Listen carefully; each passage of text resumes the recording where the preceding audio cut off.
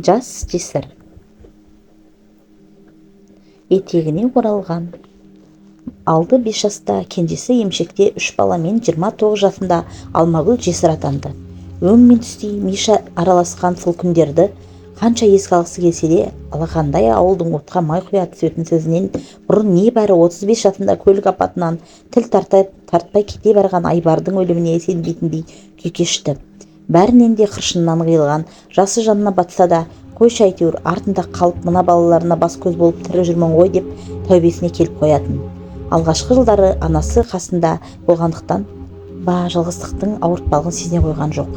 Айдың күннің аманында таңертең ғана жолың болсын, аман есен барып қайт деп ауданға аттандырып салған Айбарынан найзағай ұрғандай қас қағымда айырылып қалды деп кім ойлаған. Жүрегі қанжылап, көзінің жасына ие бола алмады. Ал жаназасына шығарып сүйекті жер қойнына тапсырған соң тіпті өмірден түңіліп, ешкімді көргісі келмей, ешкіммен тілдеспей сүлсөк отырғанда қойған. Меңіреу қалыпта тапжылмай отырған қызына тек шешесі ғана жалтақ-жалтақ қарайтын, тіпті селт ете қоймайды. Мына түрмен күйігі ішке түсіп, ауру болып қалса, балаларына кім не болады деген ой шешесі жазғанды түрткілеп маза берер емес. Жесірлігі құрғырдың өз басынан өткерген біледі ғой. Мұндайда айшоқтан гөрі қаттырақ айтып, епсін жинататын, намысын жанитын есті сөз пайдалырақ екенін жақсы түсінеді. Осы ойдың жетегінде қызына жақындап отырды да жайлап сөз бастады. Сорлы, бес баттан сорлы балам-ай, жесірліктің қамытын тым ерте кигенің ай. Бірақ жесірлік атаулы тек сенің, болмаса менің ғана емес, әр әйелдің босағасынан сығалап тұрады. Бұл да өмірдің бір өткелі, үлкен сынағы. Еш әйел жесірліктен құтыла алмайды. Басыңа түсті, көнгеннен басқа амалың жоқ. Алла тағаланың маңдайыңа жазуы сол. Бірақ үлкен өкінішіміз бұл сынақтан саған тым асығыс төтесінен келуі. Тірі адам тіршілігін жасайды ғой, айтары жоқ өлім. Айбар баламның өзіне обал болды-ау, қайтеміз. Бізде қайран бар дейсің. Жол үстінде кеткендер иманын сергеткендер деген, иманы саламат болсын айналайын-ай, деп бетін сипап қойды да, Алмашым, сен енді мені жақсылап тыңда. Мен ғой әкеңнен 50 жасқа келгенде, оң мен солымды біліп, сендер есейгенде айырылып, жесір қалдым. Ал жас жесірдің жолы одан да қиын, одан да ауыр. Мөлдіреп тұрған көзің, аяң орылған үш балаңмен не жастың есебінде, негді әйелдің есебінде емессің. Енді тура жолмен қанша жүрем десең де, қисайған көлеңкемнен кемшілік тауып табалайтындар табылады. Ақылың жетсе, түнде жылап, күндіз күлесің, ауырасың, шыдайсың, қиналасың, төзесің.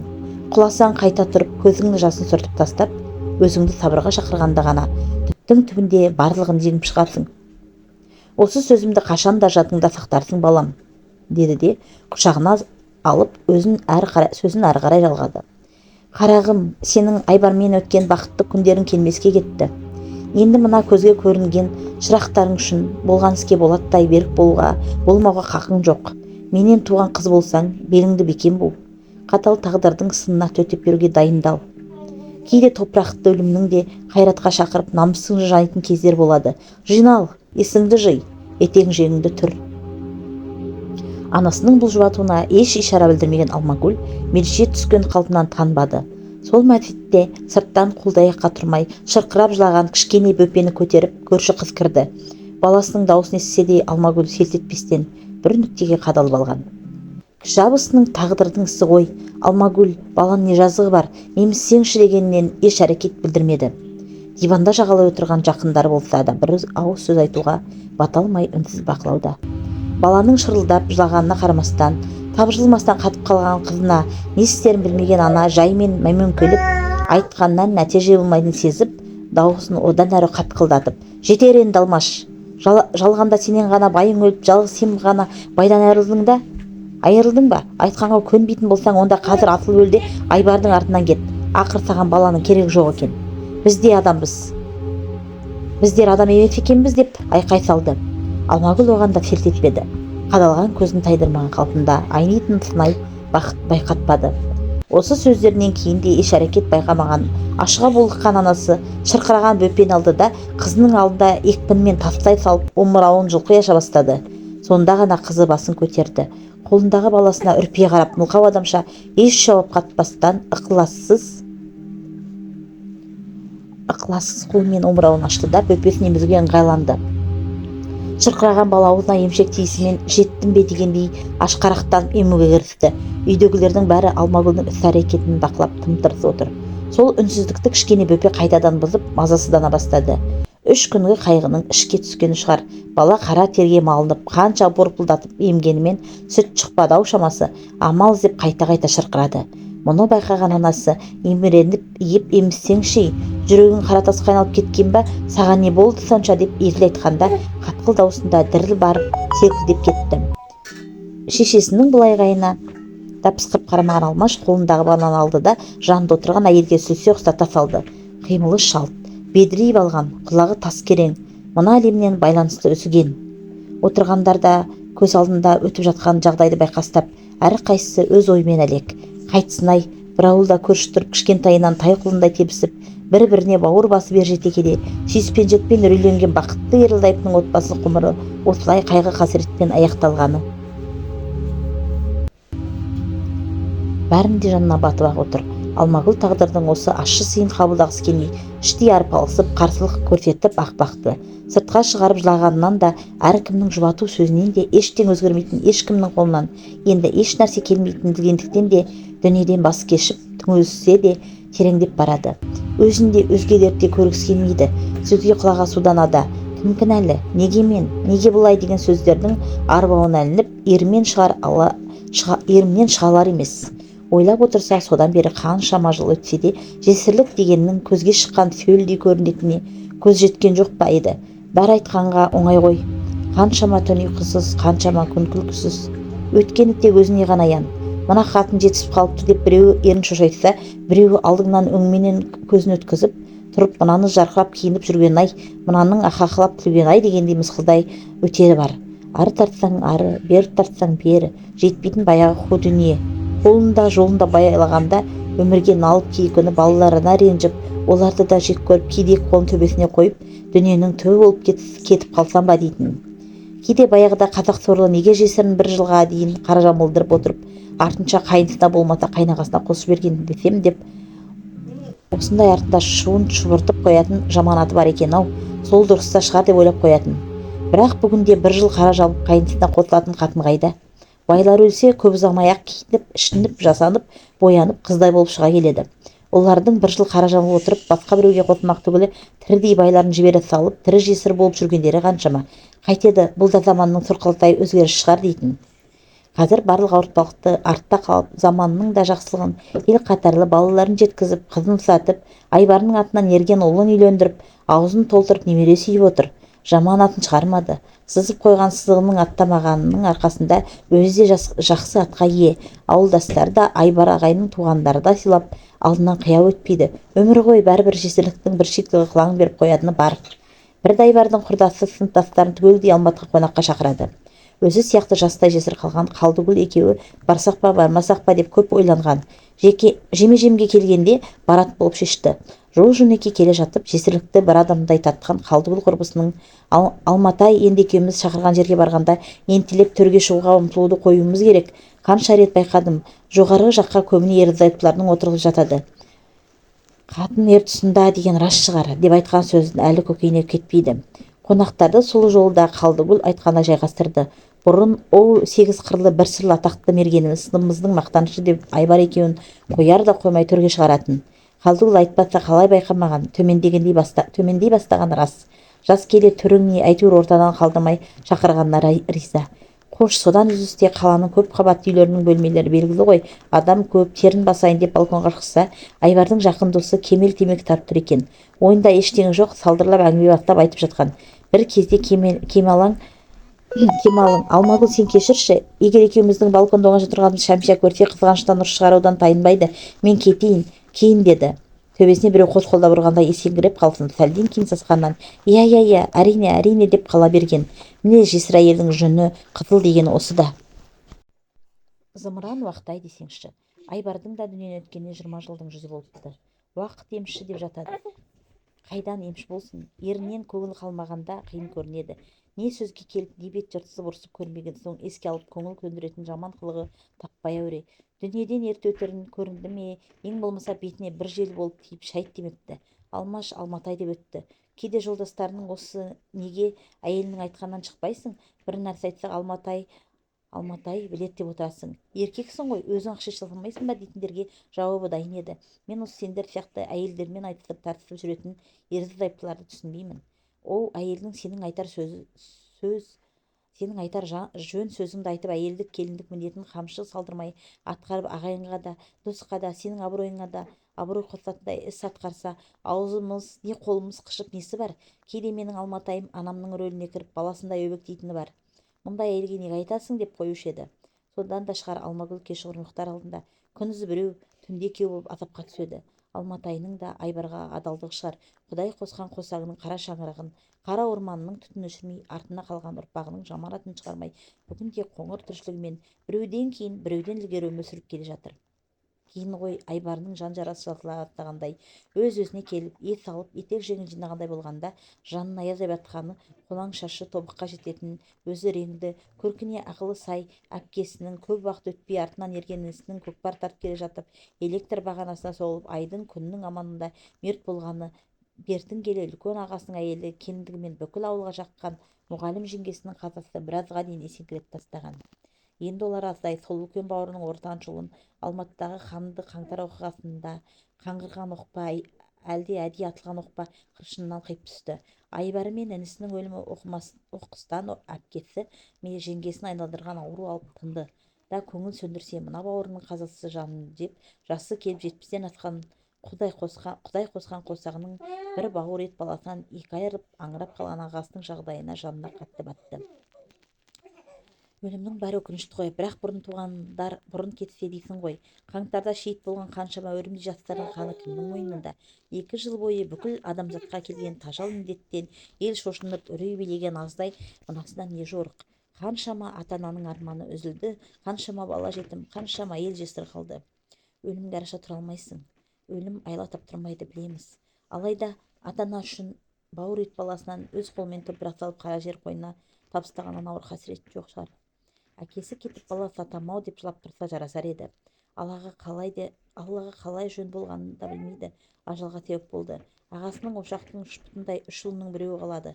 Бір кем дүние жасады ма қайдам. Еркек адам осал кеді емес пе?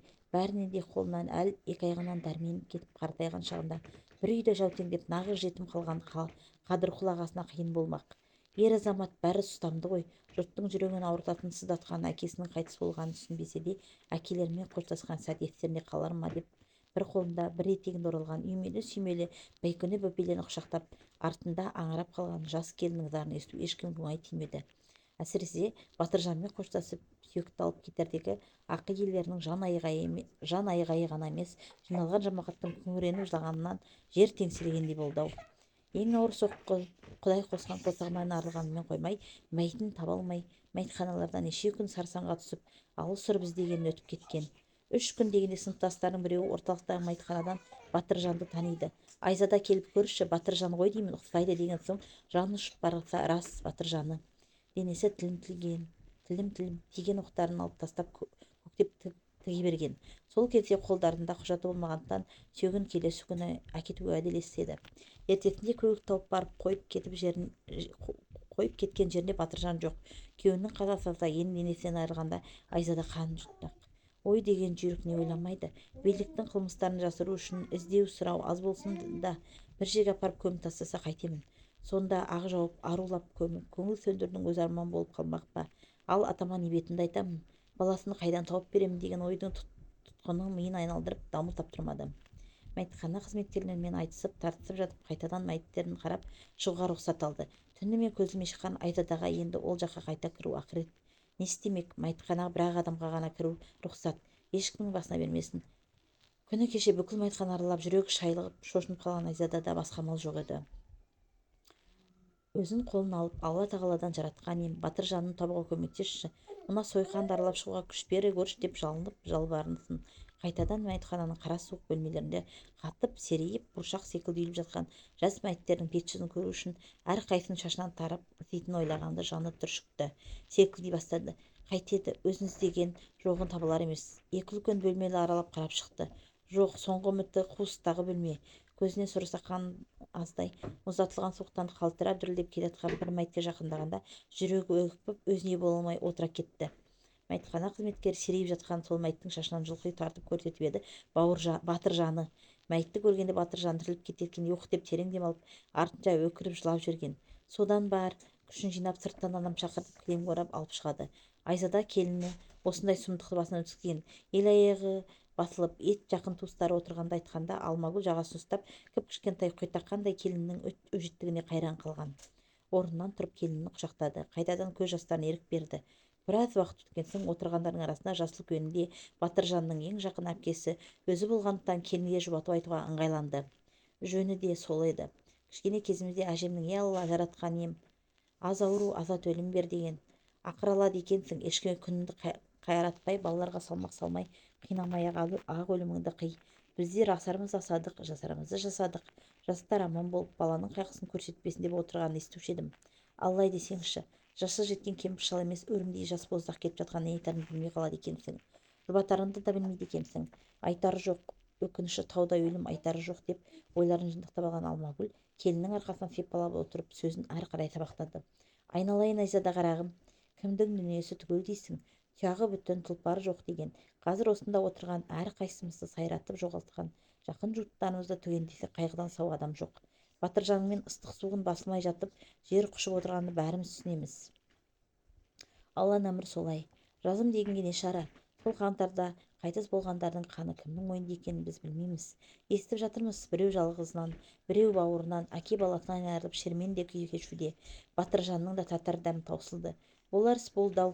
Көңілге медет, ұрпақсыз да кетіп жатқандар бар. Ой, оған қарағанда шүкір, артында екі құлыны, екі тұяғы қалды. Алла өмір берсе, әлі-ақ ержетіп бір жағынан құтқанат болып дей беріп еді. Айзада сөзге киіп жарып араласа кетті. Әпке, Батыржан әлі жас еді ғой, жұмбақ өлім болды. Кішкентайымызда науқастанып дәріханаға жібергенмін. Ар жағының қалай болғанын білмеймін. Өзі қызу қанды еді ғой, біреудің айдағанын ілесті ме, әлде өзі қызық көріп барды ма, ол жағы бір Аллаға аян. Батыржан енді сөйлей алмайды. Рас айтасыз, болар іс болды. Ой-ау сіңді дейме, басымды тауға да тасқа да ұрайын. Бірақ әділдігін іздеп әкелерінің құнын даулауға дейін барамын. Мен мыңқиып отыратындардың қатарынан емеспін, әлі ізденемін деді. Соңғы сөзін өрекпін айтты. Айналайын, келіншірақ, іздеу сұрау жоқ дегізбей, іздеуден ауылдағы бізге қарағанда көзің ашық, көкірегің ояу ғой.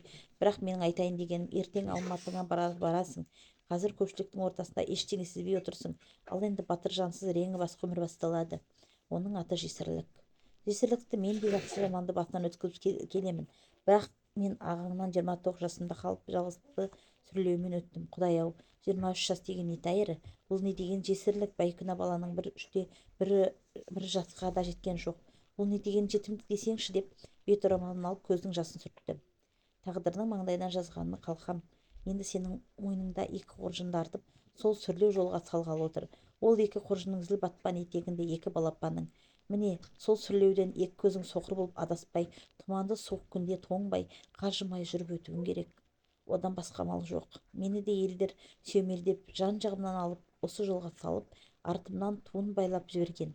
Сол туымыз желбіреп, о, мына жесір қатын өйтіп жүр, жесір қатын бүйтіп жүр дегізді. Жесір қатын ағайынға да, тіпті Құдайға да жақпайды екен. Сол үшін өзімнен кемгерген келіндердің жесір қалған естісем жүрегім ауырады. Кезінде мен Айбардың 40-на дейін қорғанының басына жібермеді. Өйткені қате есеңгіреп қалдым. Қайғыны көтере алмай, ішкі жаным өртеніп жанып кете жаздағанда, қорғанға барып мүрдені құшақтап жылағанда ғана кеудемдегі өксім басқандай басымды көтердім. Сонда ғой Айбардың жақын ағалары болып келеді, ақындығы бар еді. Есіл бауырым-ай деп 7 шумақ өлең жазып әкеліп жатқан есінде.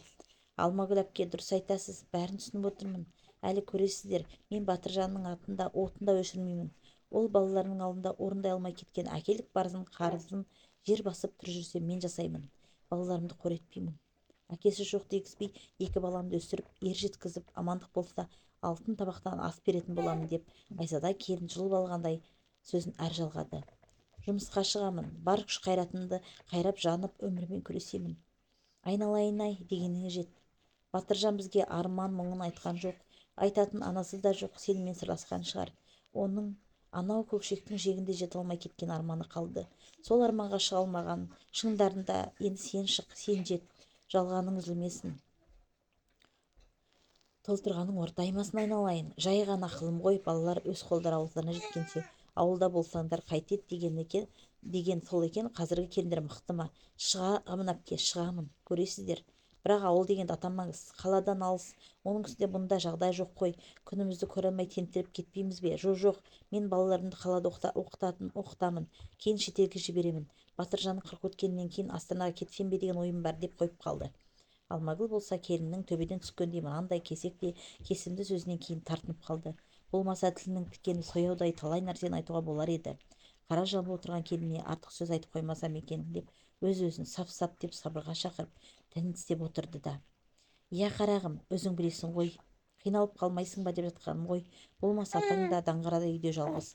Досеке малда, балалар аяқтанып алғанша дегенім ғой. Арманыңа жет, алдыңнан жарылқасын» деген сөздерді даусын баяулатып, түсі бұзылыңқырап көңілсіз жеткізді. Иә, мына келін шырақ қалай сөйлейді, жақсы білмейді екен өзін. Қалай тез жинап ала қойған, соншалықты сенімді етіп отырғаны қандай күш. Бірден көз алдына Айбары қайтыс болып, дәл осындай жағдайда қалғандағы жап-жас Алмагүл жүгіріп өтті. Алмагүл де ол кезде жас еді. Бұлай жұлқынып сөйлемек түгілі, дүниенің бір қызығы Айбармен бірге кетіп қара түнекте қалғандай тілі байланып, бас кетіп кеже жатады емес пе? Өзін ойласа, қазір де жетіп жүрген жоқ, ештемесі жоқ. Жалғыздықтың аты жалғыздық. Қырық-шұрық жаны бар. Оның өзіне бір риза болатыны денесіне еркек шымын қонса қонған шығар. Бірақ бір еркекке терезесін қақтырмай, білегінен ешкімге ұстатпай, балаларына адал ас берді. Қазір ұл-қыздарының да, басқаларының да беттеріне тура қарай алады. Аз ғұмыр кешсе де Айбармен бірге болған қызықты да бақытты шақтарын әлі күнге аялап келеді. Өмірінің мәні де, сәні де бауырындағы балалары бірінен бір өткен тәтті, немерелері солардың амандығы бүкіл өмірде медет нығмет. Алмагүл қазір ойландыратыны жарайды, жасырақ кезінде берген қиындығы, менеті ұмытылып білінбей кетті ғой. Ал ендігі өмірінің соңы қалай аяқталады? Балалар еңбегін ықтап қабағына қарай ма? Беретін сорпа-суын ықыласпен бере ме? Міне сол ой көбірек толғандырады. Дәл қазір 20 жыл жинақталып қалған шемен шердің шетін шығарып, еске салған мына жас келінге кінәртпағанмен ауылды кемсітіп місе тұтпай тұрғаны қытығына тиіп кетті. Өзі де аспаннан түспей сол ауылдан шықты ғой. Сонда құдайдың басына салған ауыртпалығын ауылдың жесір әйелдері көтере алмайды дегені ме? 37 жылдары қазақтың арыстарын баудай қырғанда артына іздеуші, сұраушы болған шешелеріміз емес пе еді?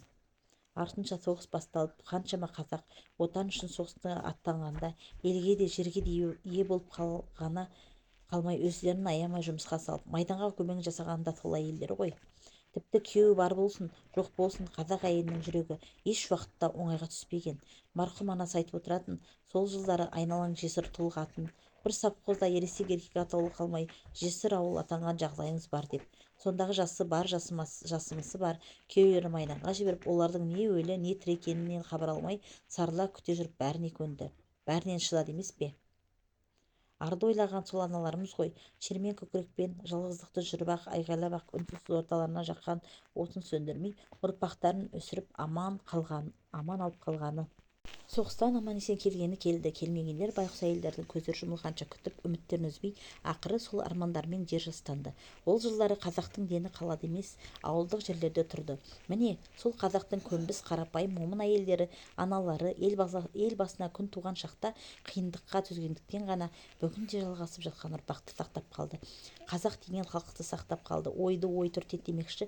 Алмагүл сол күні осы әңгіменің жетегінде жүріп, екіұдай күй кешті. Болмаса соңғы кездері өткенді өкіну үшін емес, сабақ алып шүкіршілік ету үшін еске алу керектігін түсінгеннен кейін бе, бойы сәл де болса жеңілдеп қалғандай әсерде жүрген. Ойлап қараса, Айзада келіннің бұл шешімі, әрекеті де дұрыс шығар. Қазір заман басқа, уақыт өзгерді. Қажет жеріне қаталдық танытып, жігеріңді жанымасаң, қатыгез қоғам таптап өте шығатын заман емес пе? Байғұс бала жетісіп отыр дейсің бе? Қужаны шүберекке түйгендей өлердің үстінен жүріп, қаншама мәйітті аралап, Құдай қосқан қосағының денесін тапқанша жүрегі мұз боп қатып қалды ма екен? Бұл болса қасірет пен қайғы, мұң мен шер, қатыгездік пен қаталдықтың бәріне қарсы дәру әйелдің жүрегіндегі жылу деп ойлапты. Әйелі бойындағы мейірім шуағының жеңбейтін қиындығы мен зұлымдығы жоқ. Ол қара тасты да ерітеді депті. Әлде жап-жас мөлдіреп отырған қаралы сұлудың басына түскен қатыретті көріп қанша жаны ашыса да оның мен аңқиып отыратындардың қатарынан емеспін, әлі ізденем деп ашынғаны, есін тез жиып қаза үстінде ақ мақсатын қойып алғаны айзада келінге ғана тән мінез бе екен, әлде даланың жесір әйелі мен қаланың жесір әйелінің айырмасы болғаны ма? Алмагүл түні бойы осы ойдың жетегінде шырмалып жатып бір шешімге келе алмай көзі ілініп кетті.